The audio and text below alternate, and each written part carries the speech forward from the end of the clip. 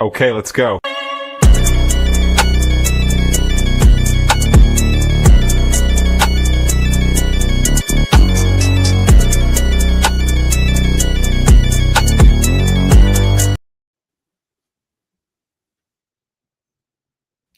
Hello, welcome to our first little pod at Buckem Pod right after our Sunday home opener, season opener of the Denver Broncos defeating the Tennessee Titans.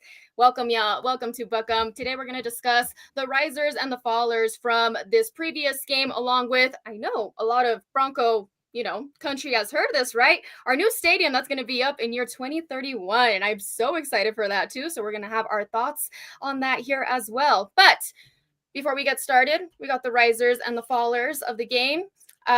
I will go ahead and give mine first, and then Michael and Kinley are going to go ahead and give us theirs. So as far as risers go, y'all knew I was going to say this. Nick Bonito did amazing with the very first defensive play, right? Oh my God. I told y'all. And then right after that, what happened? They double teamed my dude. But even then, he was still capable of creating so many plays. They paid him. He did what the defense wanted to do. He brought that momentum from day one, as we saw. And, he was my riser. As far as fallers go, don't be mad at me, Broncos Country. And again, it's just for this game. I do believe that Bo Nix did not rise to the occasion. I wish he had just more complete passes.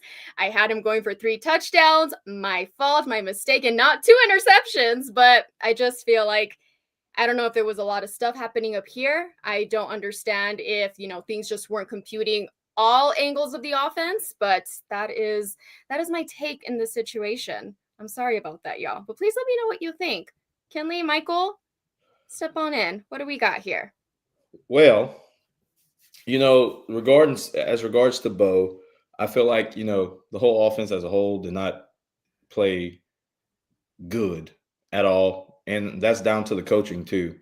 I felt like Bo seemed a little too amped. Like it felt like he was out there just trying to prove like, so much. And it's just like it felt like he played out of his game a little bit to me. And also when your coach doesn't really, you're going up to the line with 2 seconds on the clock, that it's kind of hard. It's kind of hard, So, and as for Nick Bonito, you hit it right on the head. Like, guy is a stud. We haven't seen a first step like that since Von Miller, as Michael mentioned to me earlier. So, Nick Bonito, this defense, just overall nasty. But go ahead, Michael, take it away.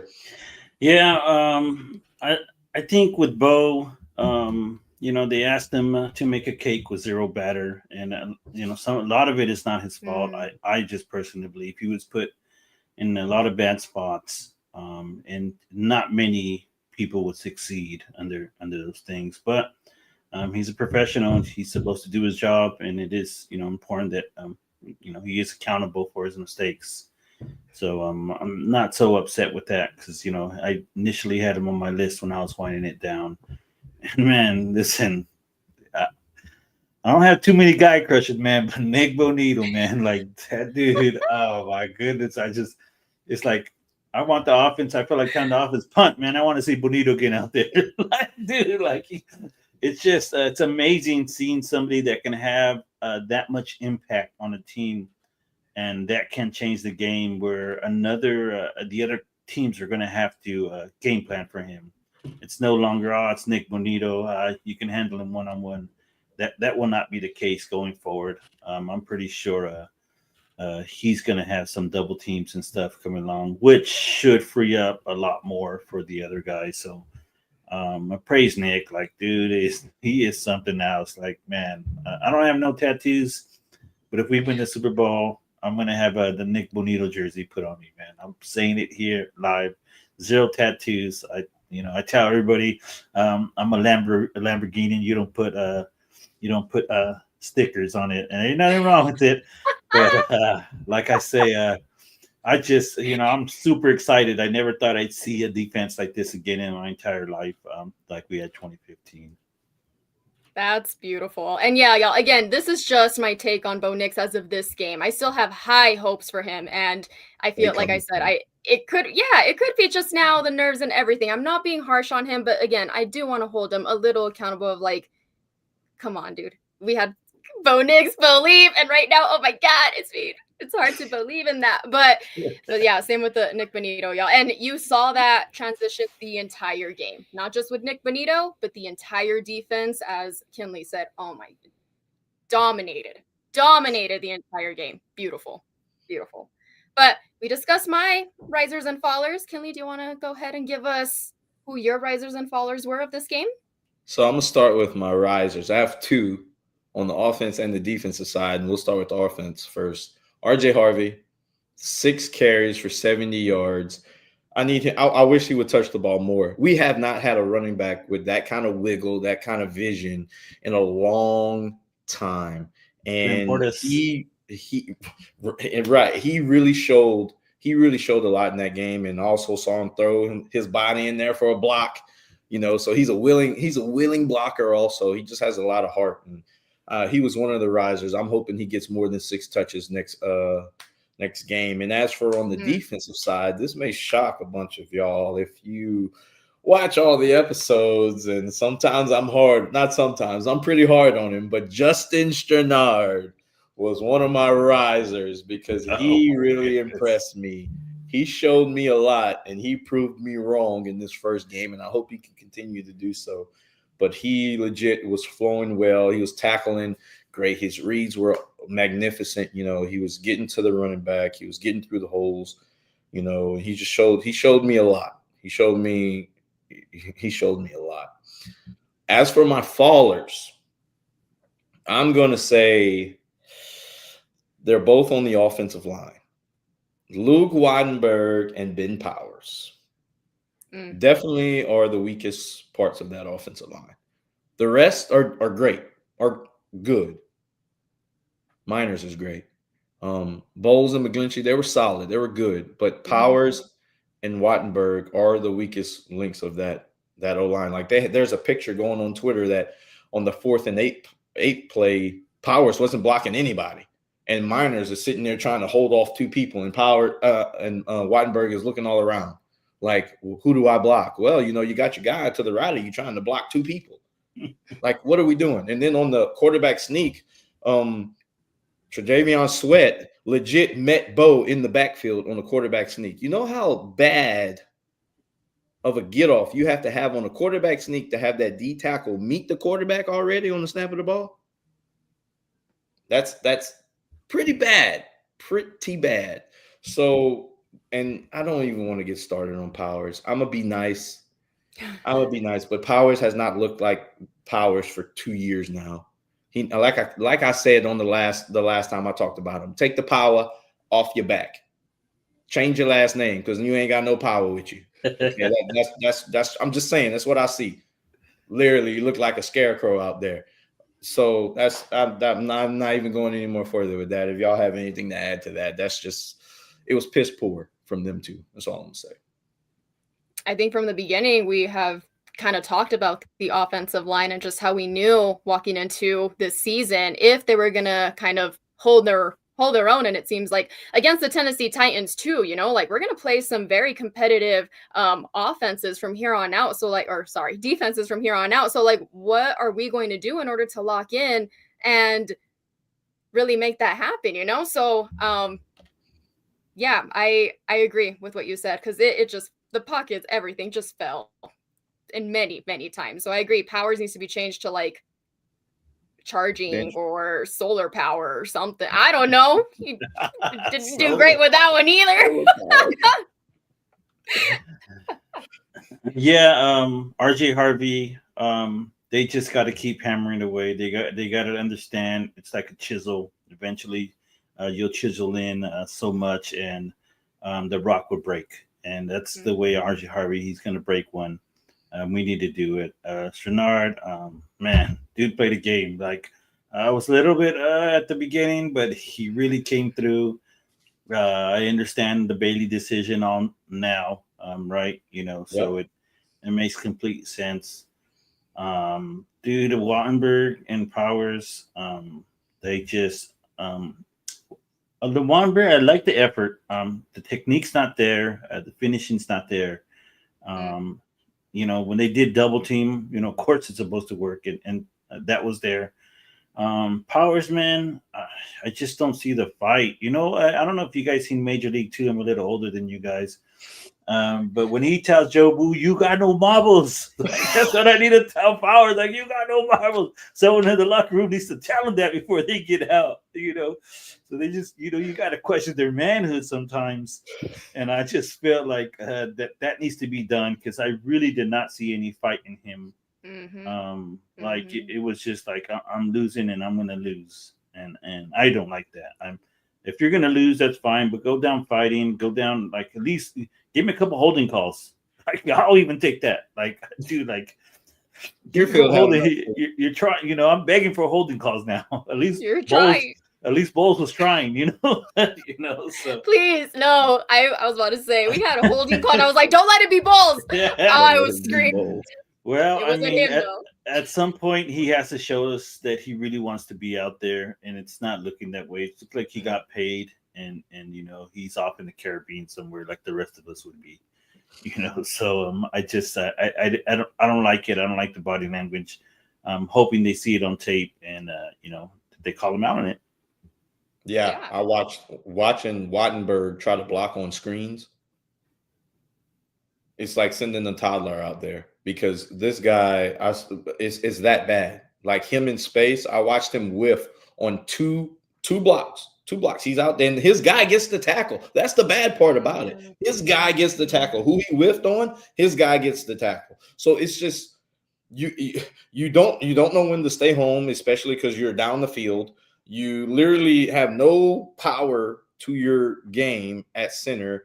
Like you're literally a liability. I will accept Powers out there before I accept Wattenberg out there, and that's a problem. It was the problem last year. Everybody talked about how good our old line was, but you saw the people who watched the film and said, "Oh, there's a weak link on that line, and it's Wattenberg," and everybody knew it. Powers looks like he's just decreasing. Like I don't know what he's doing anymore. But those two guys on the O line, you can tell, are the biggest problem. Yes, they are. Yeah, and yeah, I agree. And it looks like a lot of people are in agreement with it too, because again, it was just faltering so much. And again, I hope that they do, yeah, notice in film. And to your point, Michael, it has to be called out because just because you get paid doesn't mean that you don't have to try. Again, look at our boy Nick Benito. That man got paid and he went out there full force. We got a deal. Michael, We got a sorry, deal. comment. Yes, Exactly. appreciate the comment, Michael. I guess I'll move on to my risers and my fallers. Yes. A guy, just like Kinley's very critical of Stenard, and he came through. It's a guy I've been critical of, and it's Riley Moss.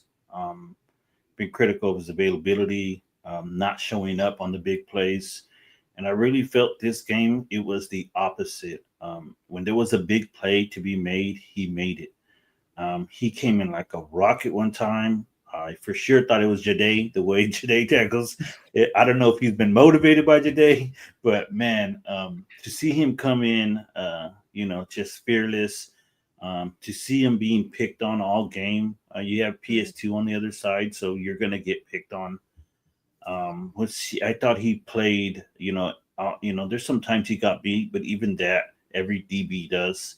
Um, and I would give an A+. Another guy who I've been hard on, kind of like for me, he's been in limbo. I don't know if he was a good pass rusher, a good run stopper, but it felt like he's really putting it together. And it's Jonathan Cooper. He played very well today. Cooper's biggest problem is Bonito was just a step faster. Because he was there to make the play if Bonito was, and it was refreshing to see. Refreshing to see that he was doing great at being a run stopper and stuff like that. I'm just so impressed by his defense. I've like it's a thing of it's synchronized swimming. It's a thing of beauty right now. They'd get a gold medal in the Olympics. That's how amazing they are. Now, my fallers, and some of this falls because it's in the same pattern as last year in special teams. I felt we made poor decisions. We had a turnover on special teams. There was a kick we should have kicked out of bounds, and they had a long return, and they ended up getting points out of it when it was totally unnecessary. especially when you have a defense like this. I give it to them at the 35-20 every single day of the week, Mhm. because teams are going to have a much better shot at moving the ball versus our special teams than they are our defense. So the decision making was just terrible. I know Sean fired the coach last year. Um, Another thing that just tells me Sean was not confident in special teams for them to kick that ball. He brought up saying, "Oh, they might block the kick and return it for points." He's doing imaginary scenarios. That's how bad he thinks of their special teams. And so I was like, well, that was bad for me. And another faller, and I know he didn't step on the field and play, but Sean Payton, I thought he made a lot of terrible decisions. I thought he didn't let the offense get into a groove. Guys were in and out. He tried Bidet. He was just none. RJ Harvey is our guy. Like I just, I can see it. These carries, these screens, they all should be for him until they're not. It showed that we did get the ball in his hands, that he could make an electric play. And so, Sean Payton on his press conference not acknowledging, not getting into plays quick enough.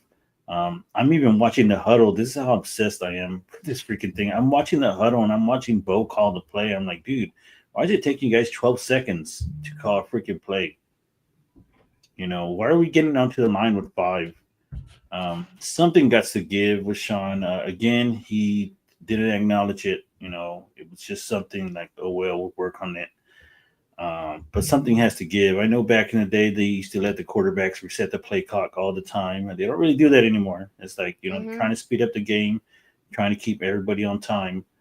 And so something got to give. His play calling has to be a little bit smoother. I thought he didn't send enough motion to know if I think, like I said, no help was there for Bo, to even read the coverage. You want to put your tight end out there. You want to motion your running back out there. And when he did, you can kind of tell when you're playing zone or not. And that's the kind of things that I really felt that he didn't help out Bo. So I think Bo will play a lot better if he gets to the line a lot faster. So 100%. and 100% agree. and just the personnel changing has to stop, because they're not good enough to do that yet. To be honest, I don't mind the personnel changing, but it needs to be seamless and everybody needs to be on the same page. Um, you know, I don't always like when a head coach calls the plays. I really don't, because they're just looking at everything else. And I know Sean eyes get stuck on the field, and then he has to go down to his $1 million play sheet he got there. So I'm just, he's doing the same mistakes he did last year. And so it's a little concerning. The creativity's not there, as I've seen other teams be a little bit more creative. Quick question. Do you think that if they were more intentional in preseason with these types of plays, they would have been a lot better? Do you think that maybe playing RJ Harvey a little bit more, like I don't, do you think that that would have added some changes to there, or do you think that maybe he was trying to treat this game as a preseason game and maybe didn't take it as seriously? Like, why do you think that that was the case? Candy, I'll let you take that one. That's a good question. Them not playing the second game was very surprising to me. I felt I was kind of shocked. I thought they would get at least a quarter in. But then he played them the third preseason game thinking they were going to execute, and they looked like crap against the Saints the first 2 series. So that kind of set a lot of people's radars on, like, okay, do we have a problem here? And so now after that offensive performance, yes, we have a problem here. So maybe he should have played them more. I won't say Sean didn't take this game serious. I think Sean gets in his own way sometimes. I feel like, you've making Bo throw 40 times in this first game is crazy. Especially when Simmons was destroying all of your offensive linemen. You're still like, oh, let's keep throwing. Whenever, the run game was shaky at first, but they still would get, like, Dobbins would get a carry and he'd get 5 to 6 yards, and it's 2nd and 4, and you decide to throw on the next 2 downs. And I'm like, why? You just got a positive. Don't set yourself back. You know what I'm saying? But that's a great question. You know, we'll never know because once again, at the end of the day, we're just fans. It's the reason why we're sitting here talking on a podcast. And Sean Payton is $1 million head coach. You know, but 18 million a year. Yeah, like that's a great question, though. You know, I just hope he doesn't fall into the same trap that he did last year, the first couple of games. I hope he learns from it. I need to see less Shearfield and more Pat Bryant, especially if you're going to sit there and make Shearfield block. Who's the better blocker? Come on, Sean. It's not rocket science. It's not. Shearfield with 2 holding calls, even though the second one was ticky-tacky, wishy-washy. But, hey, ref saw it, called it a hold. Pat Bryant's your better blocking receiver out of all your receivers besides Cortland Sutton. And we seen it in the preseason game where Shearfield whiffed on a couple blocks. Right. So this is nothing new. Right. With that. So maybe you're right, Chris. Maybe he didn't take this game as serious. Maybe you're right. Maybe he didn't. Because it's like, as fans, as if we see this, like, what are you seeing? You know? So that's a head scratcher. But you know what I'm saying? In Sean Payton, we trust. You know, he's coming here and he's changed it all around for us. You know, so we're not going to sit here and be like, oh, you know, take the play calls away from him. You know, I'm sure he'll get better at it. I don't know. They're gonna come after you. Don't do that. I don't know, man. You know, I'm always with the. But I was at 50-50. I wouldn't mind if, you know, as the game goes along and he, you know, looks at Webb and says, hey, what you want to call here? You know, just to get somebody else's, you know, point of view. What do you see? You know, I wouldn't mind it. I'm not saying Webb should call plays. People, calm down. Not saying it. He won't, but I will. Yeah, I knew you was gonna do that. I knew you was gonna do that. Lord Jesus Christ. Lord, next subject. Next. Shine, I still love you, man. Michael, do you have anything to add to that at all?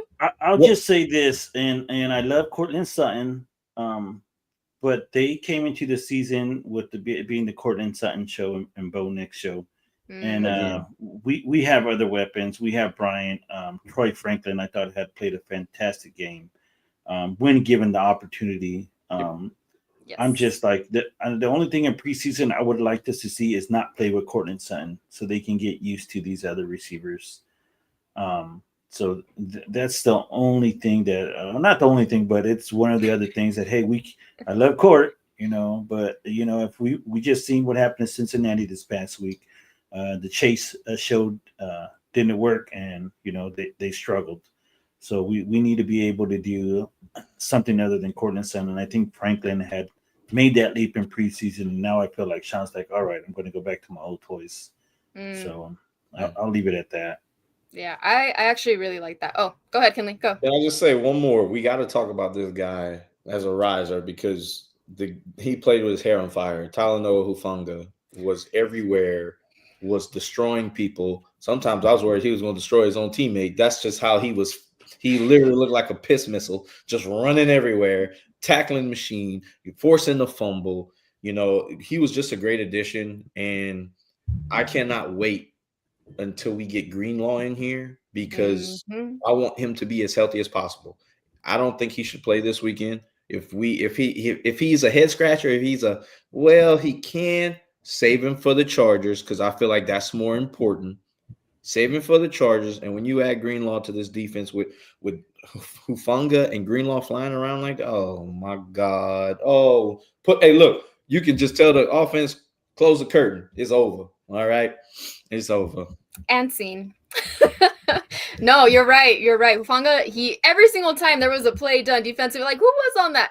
Hufanga's right there, every single time.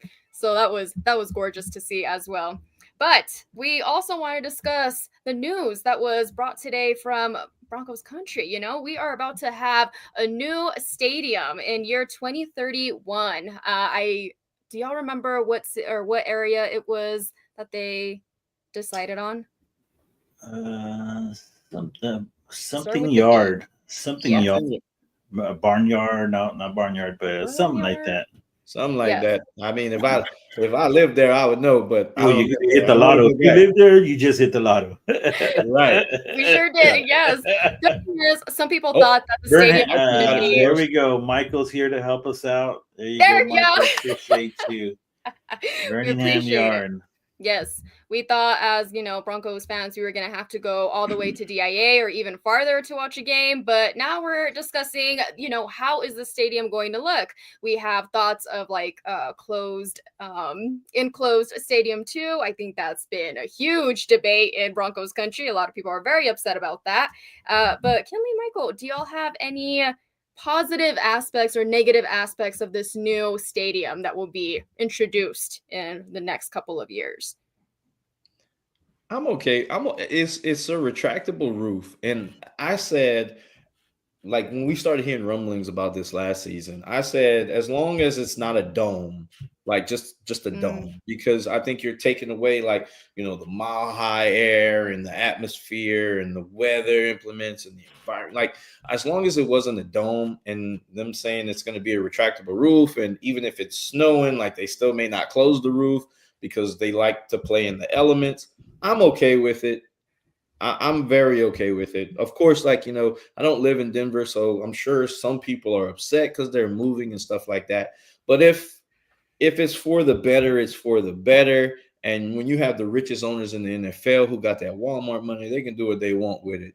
Okay. So as long as they just kept it a retractable roof, that's all I really, and it's still, I believe it's somewhere near downtown Denver, something like it that. is. It is. So, that's still cool. I'll be back in Colorado in November, but yeah. Uh, Michael, yeah. what about you? Any thoughts about the new stadium or things that you've heard that you want to input I on? would say the pros, new stadium, for the community. You're going to get more than football there. You're probably going to get some great concerts, year round weather, at a time when artists, they would not be able to perform, in December or any of those. They now can. So I think the entertainment value is definitely going to step up. And also, when you build something like that, it builds a community. The community skyrockets. Things just go through the roof. So that's always economically wise is good. I think some of the stuff, I think the fans might be upset. Obviously, I don't want to say obviously, but there's a good chance it comes with the PSL license. And Mm, so that for anybody who has a season ticket holder, that's probably going to cost you 20 to 40,000 that you'll have to put down, on top of paying your season tickets. It's if you can, it's great, right? If you can, it's great because you get first dibs for tickets for any concert, anything that's being held there. If you own that PSL license for that seat, you have the option to buy those tickets. So it could be as an investment, right? Then Taylor Swift tickets probably go to the roof, right? When the Super Bowl comes around, um, when the Super Bowl comes around, you're gonna probably want to be able to buy that Super Bowl ticket at cost and be able to sell it. So it comes with the good, the bad, but for people who are just affording those tickets, who mm. save year round, um, you basically got 4 years to save up about 20K to pay if you want to continue to have your tickets. The other thing that I always take advantage of every year, and I'm concerned will go away, is the half price tickets. Mm, Um, with the stadium, the city made a deal with, all right, you have to sell a certain amount of tickets for half price, to allow fans who normally can't afford to get a whole ticket, to get one. And I want to say it's like 2,000 or 3,000 each game, so it's a lot. And so I'm concerned that that will go away because they're not using any public funding. And mm. so, those are my pros and cons. Overall, I think it's great. The stadium is very outdated. I hate going to games and when it's freezing cold. I freaking hate it. Like, I don't know. I'm from California. I know, like, hey, I'm a little spoiled out here, but I love my good weather, and I just, I hate walking out of that stadium when it's freezing cold. During the game, I'm fine. I got the adrenaline going. That the minute you get out, it just smacks you in the face. You're like, oh my goodness, why did I do this? So Yeah. but I'm very excited. I think the open dome thing is kind of overrated. I think we're Mm. always going to have the advantage because the mile high altitude. That's our advantage. That's not changing. So I'm super excited. We have some of the richest owners and I bet they're going to put a great product. And I've been to the Raider Stadium, I've been to the Rams Stadium, and those are state of the art stuff. Yeah. So I'm looking forward to what ours will look like. Yeah, I same with like I like that you mentioned the Raiders Stadium. I was just there for a concert for Beyonce actually, and I was just analyzing everything, and they're very like I hate saying this, but it's okay. We're gonna have our stadium soon. Very eco-friendly and innovative. The bathrooms were amazing. The accessibility to so many things too, and the wide range of like just the walkway. To your point, Michael, it was so congested, and it's so outdated. The stadium is outdated, and the bathroom too situation was just very Yeah. chaotic. So I fully agree with you. I think we are due for an upgrade, and now haha, Raiders again, another Raiders to you. Now we're going to be upgraded and have one of the newest football stadiums, which again, that's just selfishly another win for the Broncos. All right, y'all, any other thoughts we have on the stadium, or even just this final game, or not this final game, this game that just passed? No, just a shout out to all the fans who went out there, man. It really looked like it was rocking. It really looked like when the fans really try to bring the energy, try to pick up the offense, even when it, you probably could have been booing a lot more than you wanted to. But I really thought, hey, there we go. There's that guy. And so it was good. My family was out there. Unfortunately, I couldn't make it. But of course, my loss was Crystal's gain. I handed over my ticket because I wanted to make sure the Buckem was out there representing. And so I was glad to see you guys out there. I was glad you guys had a good time. And I was glad you guys left with a W, because not too many September W's the Broncos have gotten in the last few years. So I'm still super excited. Defense delivered. And I always thought they were going to be the leader of the team. God forbid we get a 2-touchdown lead on a team. 'Cause, man, these guys will be relentless. There we go. Let's beat the Colts next week. Let's beat the Colts. Awesome. Love it. Kenley, final thoughts from you? I don't have any final thoughts. All I can say is I appreciate all of our followers, our subscribers. We are at 231. Our goal is 500 by the end of the season. So help us get there. You can subscribe to the channel here on YouTube. You can follow us on Twitter at Buckem Pod. We also have a TikTok, Buckem Pod. But we appreciate the love. And remember, if it ain't about the Broncos, Buckem. Buckem. Peace.